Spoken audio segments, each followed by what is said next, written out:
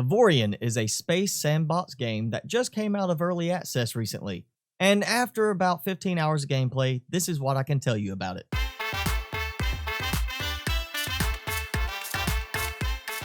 So, Avorion is marked as a space sandbox game with building and open world aspects to it, and is often compared to other similar games like Space Engineers, Empyrean Galactic Survival, and No Man's Sky. But how does it actually compare to these other games? First, let's talk general gameplay. If you like games like No Man's Sky, you may find Avorion to be lacking. In games like No Man's Sky, you get the full space exploration experience of being able to go down on planets and moons to explore by vehicle or on foot. In Avorion, the entirety of the gameplay takes place from a third-person view of your ship. You do not get to go and explore any planets or moons, and you only dock next to space bases to interact through a menu system. This is very similar to a late 90s game called Escape Velocity, which had many of the same gameplay aspects to it. There is a story in the game, with the focus being to get to the center of the galaxy, but like No Man's Sky and other games, you are not restricted to following the story. This game is very much about open exploration, and you can completely ignore the story aspect if you wish. So if you're looking for a free roam style game, then Avorion may be a good fit for you. But story aside, let's talk about one of the primary focal points of the game, and that is building and management.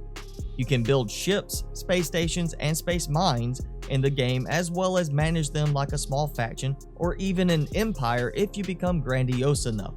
The game features Steam Workshop integration and is done quite well in that you can browse and download designs without having to leave the game.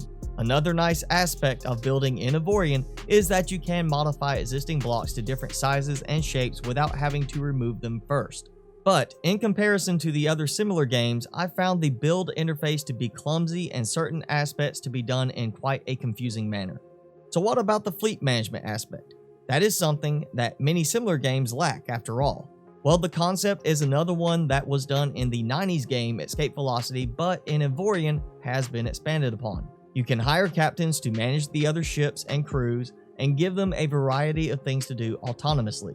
This is great when it comes to automation, but as of the time this video is being made, there are a lot of bugs in this area of the game. Commands like escort me should work well since it is simply saying to follow me. Yet half of the time I issued the command, the other ship would instead try to ram mine until destroyed. This was even after the other ship performed the command without issue. Another issue I found during my time was that commands like mining asteroids and traveling with the warp gates would lock up if I was in the same system as the other ship. If I issued the same orders while in a separate system, the other ships would have no further issues.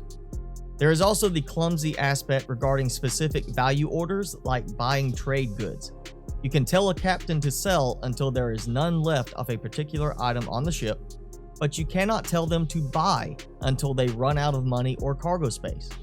This means you have to be very specific on how much to purchase and then rebuild the trade orders later as you can afford to increase the amount bought.